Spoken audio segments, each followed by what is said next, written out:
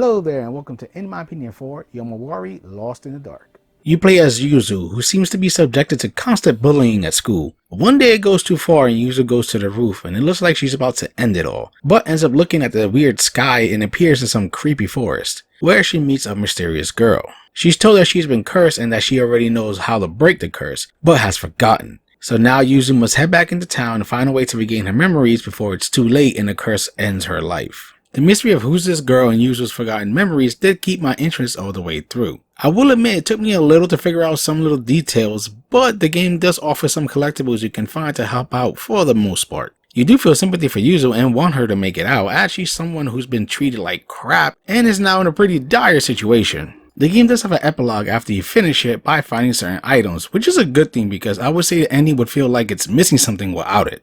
I also like that the game lets you find little notes in the memory locations that kind of give you a hint of what happened to bring on these spirits, such as a very angry man in the shopping area or the rice fields having to do something with sacrifices. Before you even start the game, you do have to dress up Yuzu however you want, which I find to be a nice addition. Don't worry, if you don't like how she ends up looking, you're able to change it at your house as many times as you want. You can also change her name, but I don't believe this can be redone. Now the gameplay for this horror game, like its previous entries, is more like an adventure game. You're not whipping out a pistol, instead you're just a kid trying to evade all the spirits who want to massacre you.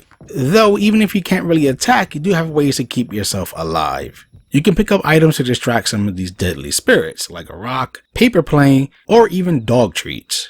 Not all of these will work, which leads to the next option, and that's running for your life. And don't worry, the ghosts don't follow you for too long. Also, even if they are invisible unless you shine your light on them, you can still hear them and your heartbeat will let you know how close they are. There's also a new mechanic in this entry that basically replaces hiding in a bush, and instead it's like a mobile bush, as now you can shut your eyes and slowly walk by the spirits, and you can tell where they are by a red cloud. While this will stop them from seeing you and chasing you, be careful, as if you touch them like this you can still die. And while most leave you alone, there are a tiny bit few that still go at you. I found this gameplay rather fun and fair. I feel the game gives you enough options to defend yourself, and me personally, I start to just dodge enemies by running.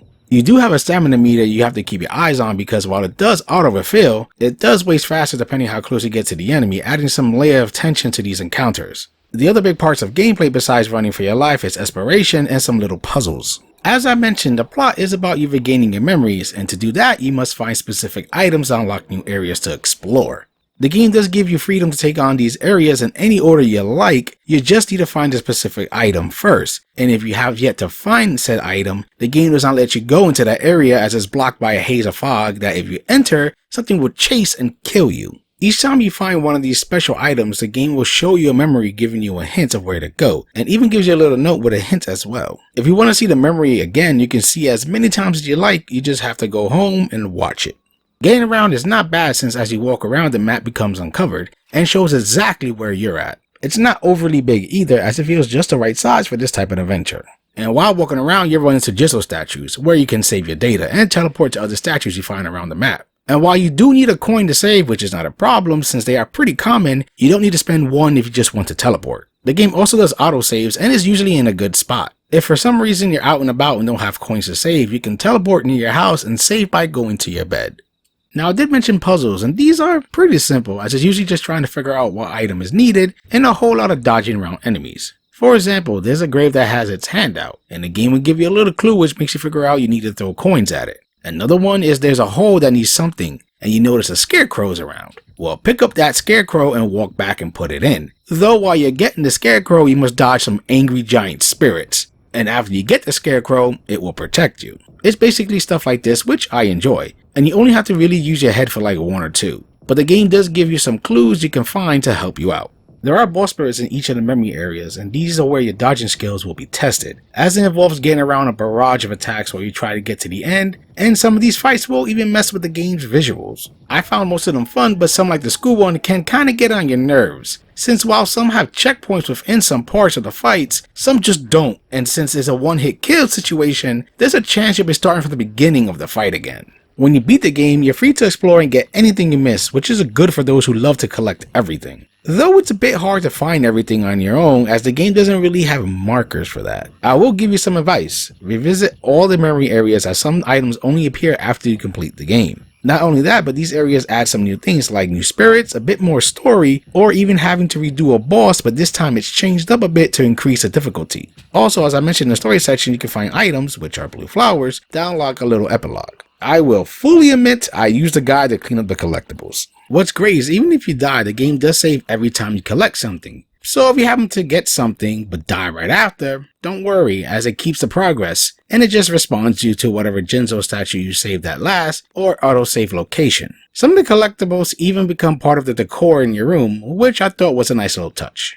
While the game does have a cute little chibi anime art style for our human characters, that's about where the cuteness ends. Well, unless you count some of the random animals like cute baby chicks. Everything else is pretty horrifying when it comes to designs. We do have some returning spirits from previous entries like giant spiders, things with blades, hangman ghost, and more. Though for the memory areas like the rice fields or school, there are new spirits. And we have to count the disturbing bosses as well, like the giant babies, and even Slenderman takes a trip over here. With all these locales, the town does feel like its own character and even has special events like a giant killer chicken or a giant eye in the house. The atmosphere for this game is fantastic, as while sound is important, it's also minimum. There's no music while exploring, and it feels like what it would be like if you were walking around at the dead of night in a town with only your footsteps to hear. Though with this situation we have spirits as well, with some making creepy sounds. There is some blood here, but nothing extreme. It's mainly your game over screen and some moments during events. I'm playing this game on the PS5 and it ran just fine, and there were no bugs that came my way.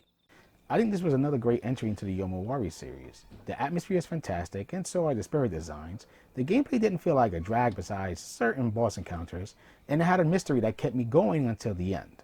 I think it took me about 10 hours to beat and add another 1 or 2 for doing the cleanup. When it comes to replay value, you have collecting everything, revisiting previous areas after beating the game, which add a little more, and of course, the epilogue. I highly recommend this one, especially if you're in the mood for a horror title. So go out there and help Yuzu regain her memories and survive this nightmare. Just don't get lost in the dark. I hope you enjoy my thoughts in this game, and for gamer's sake, keep gaming.